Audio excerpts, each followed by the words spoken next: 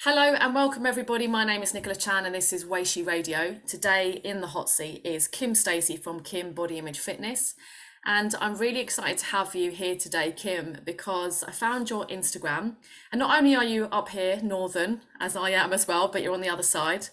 It's nice to know that there are people in the UK even who are talking the same language in terms of body positivity, body confidence, and fitness. I feel like there's very few people who are in the fitness industry who are talking this talk. And so I really wanted to have you on and hear a little bit about your story and get some insights from you. So welcome. Thank you so much for having me.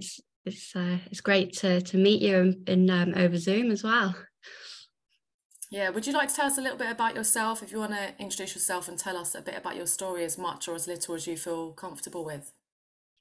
Yeah, so my name's Kim, and I first of all started off being a body image coach. I've always loved fitness. I've always loved the way it's made me feel. I never felt that my body was good enough to be in the fitness industry. So I didn't pursue it as a career until a few years ago. So I'm a bit of a newbie. I came into it with the view that because I had an extremely disordered relationship with exercise and with food. And I thought, oh, if I have this as a job, then I can do it like even more. And then lockdown happened, and then obviously I couldn't go to the gym, and then I had all this time, and I started sort of looking, and I know I'd been dieting my whole like adult and teenage life, and I just sort of came across it was Naomi Wolf's The Beauty Myth book, first of all, that I listened to, and I remember thinking, oh, this is all conspiracy theory. Surely we're not all being tricked by the diet industry. Surely like fat equals unhealthy, and then obviously you just look more and more and more into it, and it pissed me off massively. It still pisses me off. So then I turned that passion, that sort of pissed off passion, into a business, which and then actually was like, do you know what? I am good enough. My body is good enough to be in fitness. And then Body Image Fitness was born, and it's sort of adapted and grown quite a lot within the last year. So yeah, I feel that's me in a nutshell. Missing out bits, but That's yeah. amazing. I love the pissed off passion. I think I might call this episode Pissed Off Passion. I think I can definitely relate to that because I was in the fitness industry first, and it was the fitness industry that actually fueled a lot of my eating disorder and body image issues. And then when I did, like you, read a book, mine was Health at Every Size by Linda Bacon. And again, it was like a conspiracy, and it was almost like an awakening, like, what? I was taught all of this in the fitness industry, and actually there is another way to be. You don't have to follow the mainstream, and actually a lot of it is misinformation. It's not even true. And so yeah, I also had that pissed off passion and was kind of angry with the fitness industry and just wanted to tell everybody, because I was actually one of those people putting everything all over social media to be fit, to be lean, and all of the usual fitness stuff, which I'm kind of ashamed of now, but it is what it is. And when you know better, you do better. And then when I learnt more, I just wanted to tell everybody, and so I couldn't stop really. How did you find that transition in the fitness industry? Were you in it already, or did you get in it as a body positive coach? I started off very much in it, but while I was studying, I was actually trying to build up the body image side of the business, and I actually created a body image course, and as part of that, I did a hell of a lot of research, and that course, which is something that's going to be available, once I've finished it. With all that research that I did, the more, yeah. So it once I was qualified, I was not. I was very body positive, but when I started it, as I say, I went into it I went into it because I love fitness. I have ADHD, and so the feeling that I get from exercise, it kind of, because I need constant stimulation, I need, and it gives me that exactly what I need. And the endorphins, to me, that hit of dopamine is literally like a drug. Like I feel like, right, that's exactly what I've needed. It helps me focus the rest of the day. And yeah, and so anyway, I've gone off on one then. But when I was qualified, I was kind of rejecting diet culture, which made studying really difficult, because one of the modules was exercise for fat loss. Another module was I had to, obviously, the limited nutrition that you have as a while you're studying. I used my sister as a guinea pig, and I had to work out like how many calories she should have based on her BMI. And then I got marked down because I didn't give her the exact amount of calories that she should have every day. I gave her like a ballpark figure. And that was like, even then, when I was quite in still diet culture, I was like, what the hell, that's not healthy. To tell somebody that you have to reach that exact amount and to be marked down. Yeah. So that kind of fueled my my passion as well, while I was going through it. But it was quite difficult, because as well as on one hand you have all this stuff and these books and these podcasts, and people are talking about it, and then the other hand you've got this actual education that you've paid for, and it does make you question yourself. But then the other stuff makes complete sense, and then the stuff that you're being taught as part of your education is like, what the hell? So yeah, it's quite difficult. That is a really tough one. And also, it's so rigid, isn't it? Like, within the lines of black and white, what's written on the paper, it has to be perfect, which I guess fuels that sort of personality anyway. And then as a new instructor taking in all that information, there's all that pressure that you have to do it that way, and that there is a right way and a wrong way, and it doesn't take into account what I've heard you say a few times on your podcast, that everybody's different and not one size fits all. Yeah, no, exactly. So with those two different mindsets, how did you navigate being in the industry and also with your own body image issues? I mean, it's been a process. I think with body image, I mean, you'll know yourself, it's not a linear process, is it? It's you have good days and bad days. And since I've rejected diet culture, my body has got bigger, and bigger and bigger. And that's been a bit of a journey to accept that, because my relationship with exercise, as my body's got bigger, has got healthier and healthier. My relationship with food, as my body's got bigger, has got healthier and healthier, which is crazy when you look at what the society says. But it's getting the kind of, I have at this moment, while we're recording, I've taken a bit of a step back from my personal Instagram, and concentrating more on the business side, just because the amount of trolls and the amount of, and on good days, as I've said, it kind of proves why we're pissed off. It proves that what a problem there is in society. It proves what we're fighting against. But then on bad days, when they say really personal stuff about your body and about questioning your qualifications and all of this sort of stuff, well, not even question qualifications, because that's surface level stuff, but like, and if it hits you on a bad day, it's like, I don't need this. So it has been a journey. It still is an ongoing journey. And but I feel very strongly that there needs to be so much more diversity in fitness. Absolutely. It's so important. I'm sorry that that's been your experience, but it is actually a good thing to highlight, where one of the things I wanted to talk to you about is thin privilege. And I sit here almost feeling a bit of shame that my experience is different to yours, and that is literally because I live in a different body. So I am awarded a privilege that people listen to me, that no one's ever questioned my qualifications, and people look me up and down and say, do you fit the bill of a fitness instructor? And they say yes. So I fit what is supposedly looks like a fitness instructor, yet you and I have the same qualifications, got the same experience, we just live in different bodies genetically. Yeah.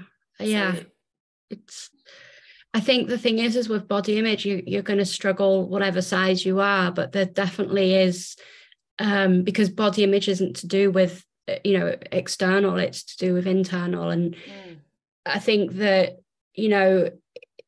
it is difficult because it is easier to be more accepted in society if you are in a smaller body, but it's harder day to day to try and be in a smaller body. For me, it's not, I've got, when I put my mind to something, I really, really, really, really go all in. I'm a very all or nothing person. It's to do with my neurodiverse brain, and and that's probably one of the reasons why I am now that much bigger, because, and I don't say that with any moral value attached, but if I hadn't have dieted, then I would probably be, a bit smaller. And, genetics do have a part to play in it, but, the thing about sort of weight cycling and how that affects your health is very, very rarely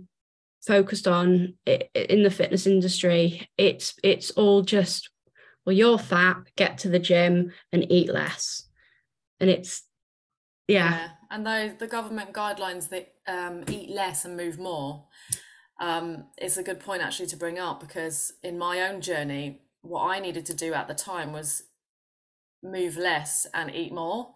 I was actually suffering with no periods, well, hypothalamic amenorrhea, going through fertility treatment, and even the doctors in the fertility clinic didn't know what HA was. I had to research and tell them what it was and find my own solutions.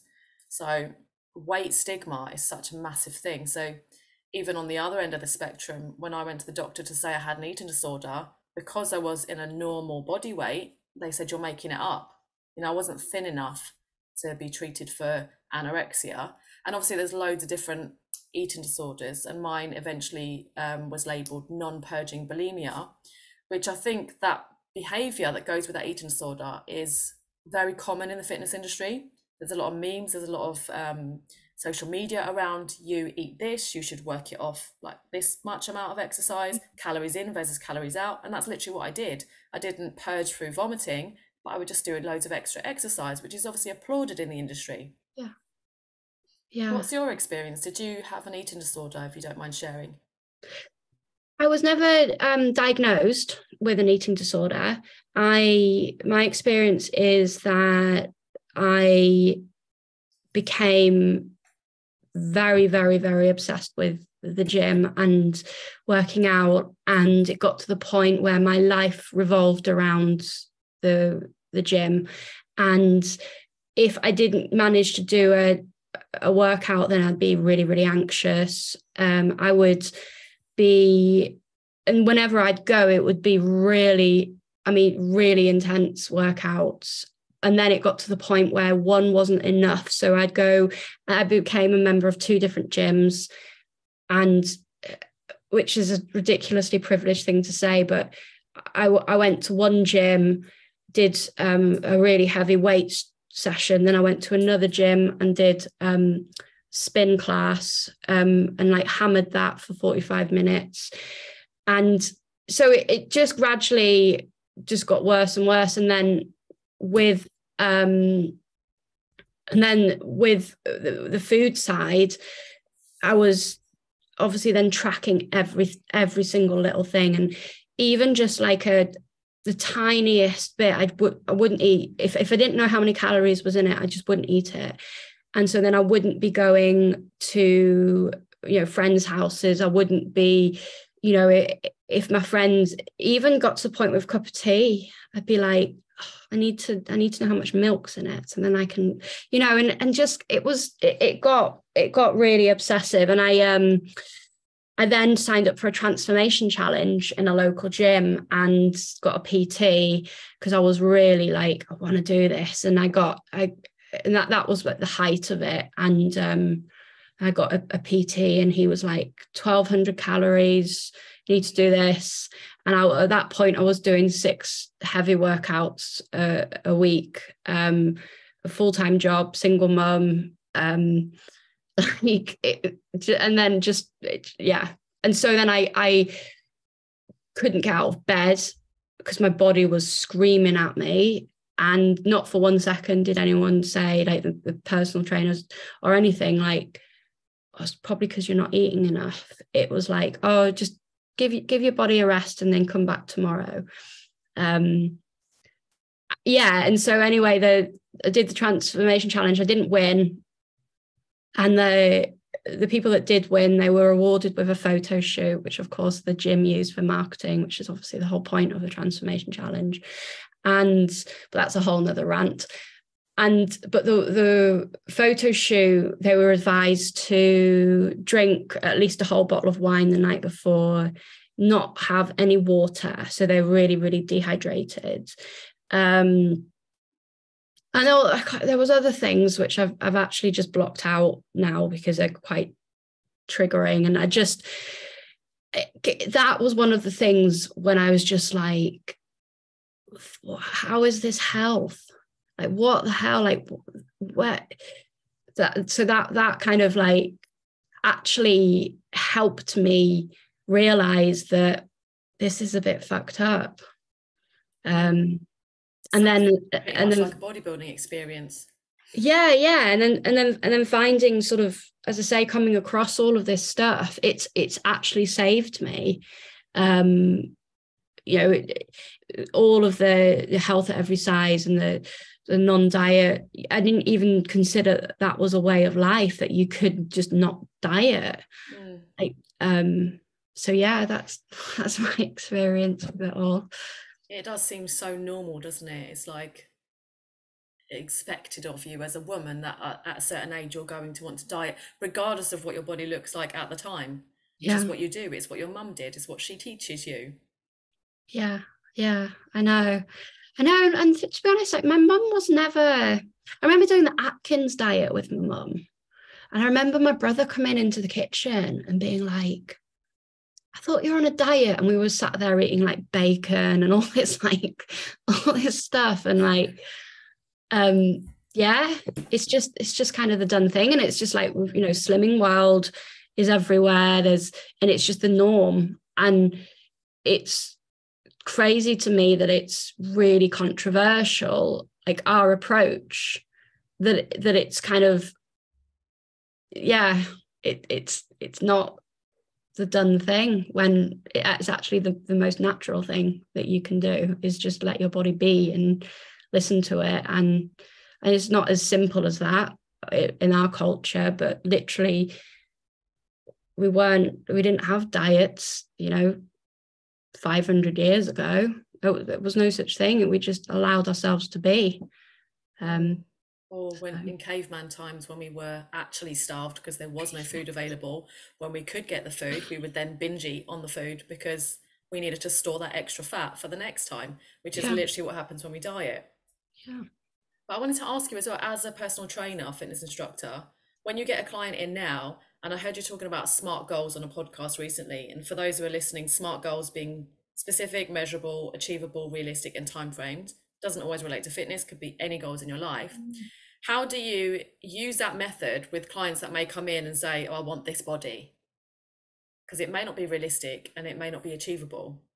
Well, first of all, if someone comes to me with a specific body goal, I will make it very clear to them that, what we focus on is our relationship to movement and our relationship to exercise.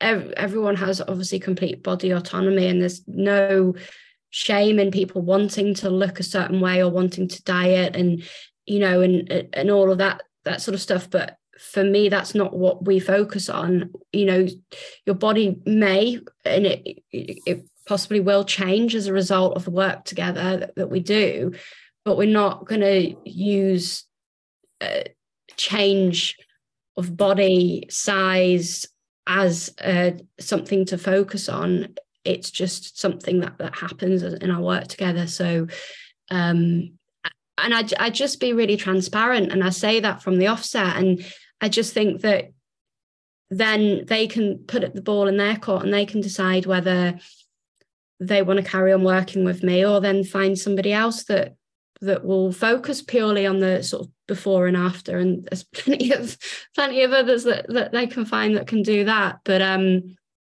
yeah, I mean, a lot of the sessions that I do, we talk a lot actually more about the body image coaching, and and how people are, and how they're feeling that day, what what sort of movement they want to do. Luckily, I can offer lots of various different types of movement. I'm studying yoga now as well. Getting a qualification in yoga. I do strength training. I do a burlesque class as well. So if someone's feeling extra saucy, we can do a bit of burlesque. We can do meditation. We could just have a chat. And it's all just looking at it a little bit more intuitively as well. But then also knowing that, if someone is feeling a bit tired or feel like they can't be bothered, I'll say, well, let's maybe just do 5 minutes and then decide. 9 times out of 10 people will want to carry on. So it's trying to, it's like with intuitive eating. It's like if you're not hungry, but you know that you're not going to get a chance to fuel your body in the next 5 hours, then you'll prepare, and you'll make sure that you'll feel better in the future. And it's similar sometimes with movement, depending on the situation where, I've got a class that I do at 6:30 in the morning. Most of the people that turn up for it will be like, I'm so tired. This was such a, chore to get out of bed. But they go there knowing that I'm going to feel better afterwards, and it's going to set me up for the day. So it's all just very dependent on a case by case basis. And I think that's what fitness should be. It's looking at the person as an individual and creating movement choices that suit them at that time, in that place, and what's going to benefit them mentally and physically. Oh God, wouldn't it be amazing if all fitness instructors asked themselves that? Is this going to benefit my client mentally and physically?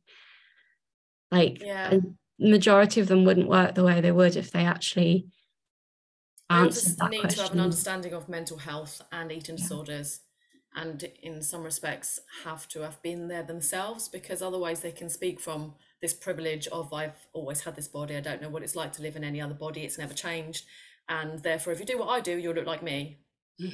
Which is that one size fits all, which isn't true. Oh, exactly. So it's so frustrating that that's what the majority of the fitness industry is like as well. But yeah. You mentioned a few things there that I wanted to talk about.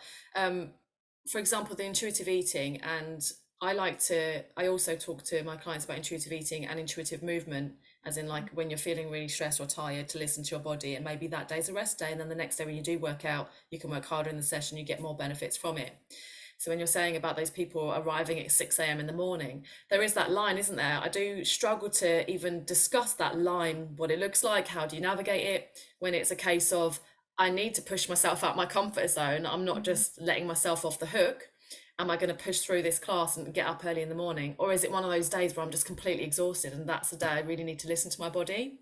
Do you find that yourself and with your clients? Yeah, it's really tricky, isn't it? And you don't want to be saying no pain, no gain. Like, come on, you've got to get up every day 6:30. But then you've also, if you do want to improve your fitness, there is going to have to be a point where you do step out your comfort zone a little bit. But it's setting your intention. It's thinking, okay, why am I going to do this? And I guess a lot of the time, if majority when they start the session and they're tired, they can sort of ease themselves into it. And 9 times out of 10, when people start, well, 9 times out of 10, a lot of the time, depending on the person and what they've done before, the night before, what sort of sleep they've had, how they feel their body, it depends how then they can then approach the session. So 5 minutes into it, they might start feeling like, oh, actually, no, I can really, really push myself in this, or I can really go for it. And you can start tuning into how your body feels. And I think sometimes when your body is really, really, really tired and it needs a rest. Versus, or in my case, I found that I've learned afterwards. Sometimes it's like a day later and I realize, actually, when I felt like that a few days ago, I should have listened then, because now I've gone past that line and I'm completely exhausted, can't get anything out of me. That's the thing, it's all kind of it's learning, especially when you've been in diet culture and you've had an eating disorder or disordered eating. It takes time to trust your own body and to listen to it, and to associate and feel safe in your body. And I think it's learning as you go, a lot of the time. I think one of the key things you said there actually was about getting uncomfortable. So rather than, obviously when you're exhausted, you listen to that, but on those other days you just don't feel like it, you need to push past a little bit of discomfort and do something that you might not necessarily want to do. And I think that also comes down to letting go of the fear of what will happen to your body, and get uncomfortable not dieting, get uncomfortable eating foods that you have fear over, that you think something's going to happen to your body because the messaging that you received as a child or from that first PT or whatever. It's sitting in that discomfort and being okay with it, and knowing that you're doing what honors your body in that moment, and you're pushing society aside. Yeah, absolutely. It's hard. Oh my goodness, so hard. Rejecting diet culture, and it's exhausting. It's exhausting constantly having to almost like justify your way of life, or like, I don't know, because you do get a lot of pushback, and especially with me being in the fitness industry, the first thing people used to say was, oh, you can help me lose weight. And it's like, well, no. And then now, because my body's bigger, they're kind of like, really? And then even last night, I did a class. It was a burlesque class in person, and at my local community centre, and this woman came up to me after, and she was like, you've got some moves for a big girl. And I was so like, I wanted to give her a hug, whereas like a couple of years ago I'd have been like, girl, what the hell. But I was so happy that she complimented my moves, and the big girl came sort of secondary, and it was a very neutral term. It was just kind of like, well, yeah. But the reaction I got from that particular class was amazing, and everyone's like stuck around afterwards, and we all like spoke, and that was the first time I'd done that one this year, in that particular community centre as well. So yeah, I went off then. I can't remember what your question was. That's awesome. You just reminded me about burlesque, which I want to ask you about, because we actually have so much in common. Yeah. And I have a burlesque journey as well, which helped me with my own body confidence. So I'm intrigued to know how you got into burlesque, and tell us a bit about that story. Well, I've always loved dance, and I've always been a little bit saucy, especially when we used to go out, like when I was at uni and nights out and stuff. I'd be like the one that would be always doing all the sexy moves on the dance floor, and like I just wanted to find something that represented me, and then I came across this company that now sadly they sort of went bust, called Burlesque Size. So I discovered it through them, and I went and did their like qualification through them. They were kind of like a Zumba type thing, so you learn all the routines and stuff, and then you pay for to keep their to use their name. But then they went bust, and it was sad, but then it kind of helped me then learn a little bit more about burlesque in the sort of and then start to create my own routines rather than the routines that somebody else had given me, and start to kind of like play around with what feels good in my own body rather than learning someone else's routine, you know, and all these sorts of things. And I just sort of then have sort of adapted it from that. So yeah. What about your story with burlesque? Well, how has it helped you with your own body image Okay. and body Oh, confidence? so I suppose it's kind of, it's just helped me in that, knowing that burlesque is all about, it is all about body confidence, and it's about a bit of performance and a bit of, there are burlesque dancers that are all different sizes. You don't have to be one size to be a burlesque dancer. And I suppose it's not, my body confidence hasn't come directly from burlesque. It's more from the Pissed Off Passion. And that's kind of just been a part of the journey, really. I suppose it's quite a difficult one to answer. Would you say that body confidence and a positive body image are two different things? I don't really know if you can have a positive body image. Like, who has a positive body image? I think it's more neutral body image. I think that there's not really many people out there that love themselves, that are like, I'm bloody God's gift, apart from like all the PTs. Like, even then they've got body dysmorphia, which explains, you know, probably one of the That is reasons an why interesting they point, are. actually, when you speak to people in the gym, and regardless of what they look like or what society projects that they look like, if you ask them, they probably don't know that they look like that. You know, and No, a lot of no. people you see body checking in the mirror, you think, oh, you love yourself, you know, you're always looking at yourself. It's because they don't like themselves, and they're checking, is this bit still okay? Do I need to work on that bit? I think that this is the interesting thing, and I think that's why a lot of the anger and the towards people in bigger bodies comes from, is because I think when you go on this sort of like health at every size journey, you start to learn body acceptance, and then that then naturally means that you have acceptance and neutrality towards other bodies. Whereas if you're deep in diet culture, and you're not happy about your own body, you're not even accepting of your own body, so there's absolutely no chance you're going to be accepting of someone else's body. And you know, a lot of the time it's their identity,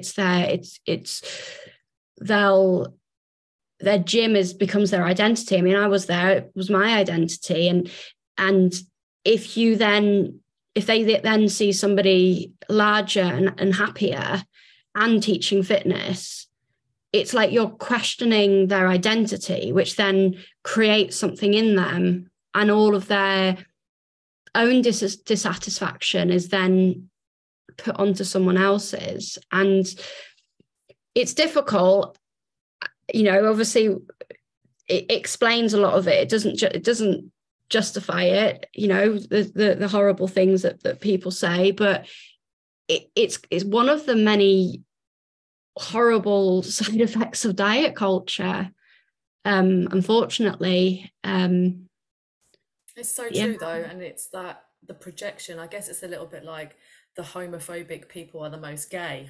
I mean, that's my own opinion. I'm not saying that is the case for everybody, but you know, there is that you project something onto someone else. Like when I really hated my body, I really hated everyone else's bodies. I would pick apart every little bit and think, oh, if I looked like that, I wouldn't wear that, and I would work on that. And it was just constantly bodies everywhere. And I feel like the fitness industry fueled that because there's so much bodies.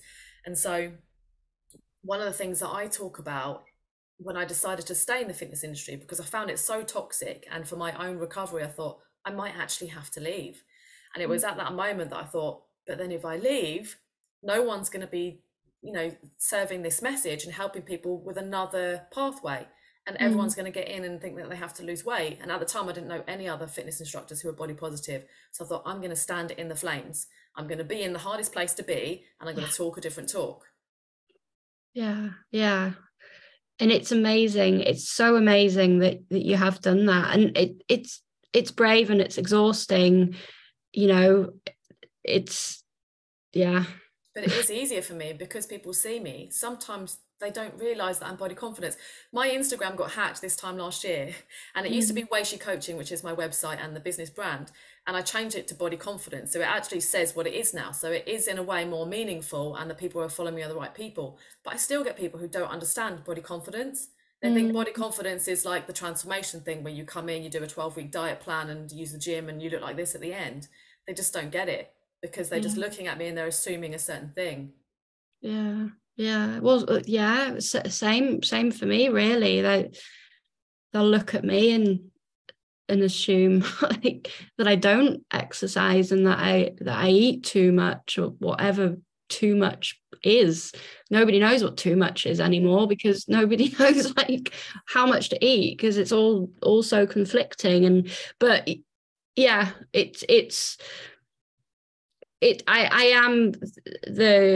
I wouldn't say I'm the fittest I've ever been. I mean, I'm not as fit as when I was smashing it out 5 times a week, but then my body hurt all the time.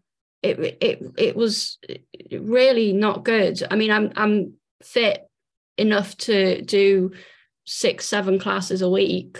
So I spent, maybe I am, but my body's not screaming at me. My relationship, I'm fueling my body.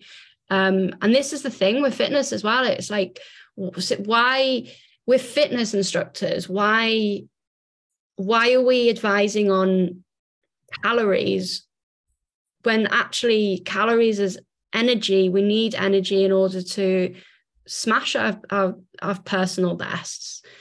It's crazy.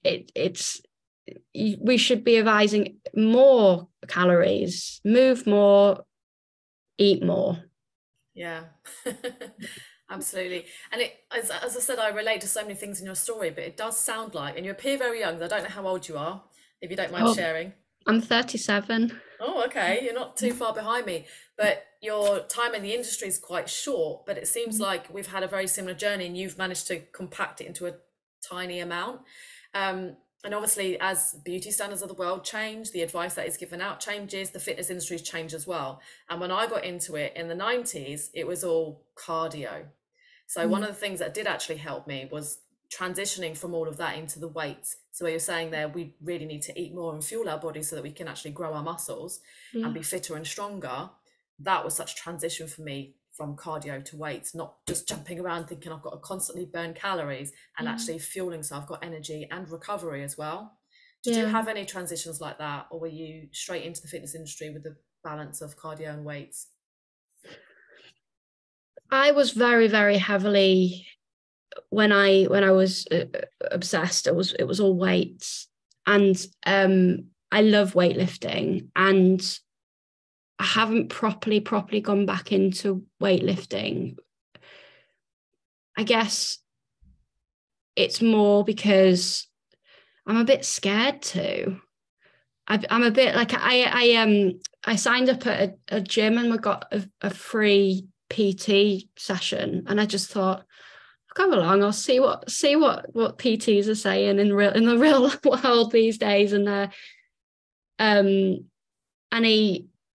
he then sort of like, I mean, he didn't need to show me, but he did the sort of like the weights and, the way around the gym and stuff. And he did say, we did sit down before, and I said to him that, I'm focused on I want to get stronger and stuff. And I said, I don't want anything to do with, I don't want to be weighed or anything. And then I went to drop my stuff off in the changing room, and he said, I'll meet you next to the body scanner machine. And I was like, okay. And then I went up to the gym and he said, hop on. I was like, did you literally listen to nothing I've said? I just like told him off. He was like an 18-year-old PT, and I didn't tell him that I was, what I did as a job. I just told him that my relationship with exercise has been disordered and with food. So therefore doing that's not good. And then he went and he tried to weigh me and scan my body fat and all this shit. So anyway, that was kind of the closest that I've properly got. Like, I'll throw weights around at home, but it's out of my comfort zone. I've not actually like properly thought and talked about this, but yeah, I feel like, because I loved it so much, I'd love to go back to it, but there's something at the moment stopping me. It's a bit. I know what you mean, though. I have some exercises that I don't do. For example, I won't go to CrossFit. I know that it's such a competitive environment, and I would thrive in it, and I'd probably get right back in there and then be obsessed with it again. So instead I took the Olympic lifting away from CrossFit and just do that, because it's about me. I mostly do it on my own. I'm comparing myself to me and my last rep or whatever, and it's not about body image. Yeah. So I think we always have to look after our mindsets. And like you said before, it's a journey, it's not a destination. And even if you feel like you've reached something and you're feeling amazing in your body today, tomorrow something shit could happen in life. And then, you're feeling very vulnerable. And then because body image was the thing that you had, that's the thing that comes back in. Yeah. Same with me with hormones. Every month, there's a day where I absolutely hate my body image. Yeah. Yeah. But what I won't do is I won't let that make me diet or change the way that I exercise. I just ride it out. Well, exactly.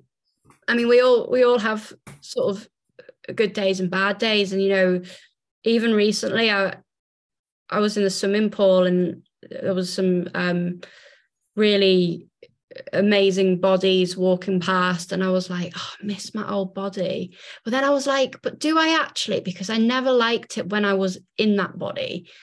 And then I started thinking, to get myself to that body, then I'd need to go back into that. And then, so it's kind of like having that internal dialogue and having that sort of talk with yourself. And I think that each time that you do it, it doesn't necessarily make the body image days better, but it makes them more, you can tolerate them a bit more, which I suppose does make them better. But it's not gonna, you're not gonna automatically be like, oh, I love my body now because I've just had a word with myself. It's more like, oh, okay, yeah, no, I still feel shit, but I'm not gonna go back to where I was. I think loving your body isn't the destination, which comes back round to the question I said to you earlier: is body image and body confidence a different thing? And for me personally, body confidence is what I want to achieve, what I want to help my clients to achieve, because then it's not even about your body. Like, we're in this vehicle to take us from birth to death, and it's a journey that we want to go on, where we want to look out the window and enjoy the view, rather than focus on the actual vehicle and keep editing it and changing it and thinking if it's right or wrong. And because if it's right, then it means that it can be wrong. And although if you achieve that body today and society says you're wonderful, in 10 years' time, it might be a different body. And then are you going to keep changing your body to meet those standards to be accepted by society? Or are you going to accept your body and who you are? Because really, it's about who you are underneath now. Yeah. You need to use that as a sound bite. That right there. Well, it's about you today. But I'm really mindful of time as well. And I could talk to you for ages about all of those topics and more. But is there anything else that you really want to add that you've been dying to say and I haven't asked you, so we can make sure we get that in before the end of the podcast? No, not really. I think that the most important thing is educating. I think if people aren't too sure about, if they're still very much in diet culture, they're still very much, living in hope that the next diet will work, which is an understandable place to be. There's so many resources out there where you can find out, and looking, I think it's so important to kind of find those resources. And the tagline to my business is, your body is not the problem. And and that relates to society, that relates to our mindset, that that if you're constantly feeling like, as you've literally just said, it's my body, I need to change my body, then you're never going to be happy with what's inside. So I think that then it just opens you up to that level of compassion and knowing that, okay, I feel like that because of that, and therefore it's actually not my body that's the problem, it's X, Y, and Z. And I think that's where the power comes, really. I know as cheesy as it sounds, but it's pretty powerful stuff once you start looking into it. Yeah. So where can people find you and follow you on social media? So I'm most active at the moment on my business Instagram. So it's body_image_fitness. And again, on Facebook, Body Image Fitness Limited. I will be active again on my own Instagram, Kim Body Image Fitness, but I'm having a break from the trolls. I just want to. I sometimes you need to take a step back and look out for your own mental health. 100%. So I will. I'll build myself back up and go back on soon. But remember, when you shine your light, it attracts flies. Yeah, it's true. So keep doing what you're doing. You're amazing, and thank you so much for being here. Thank you for having me.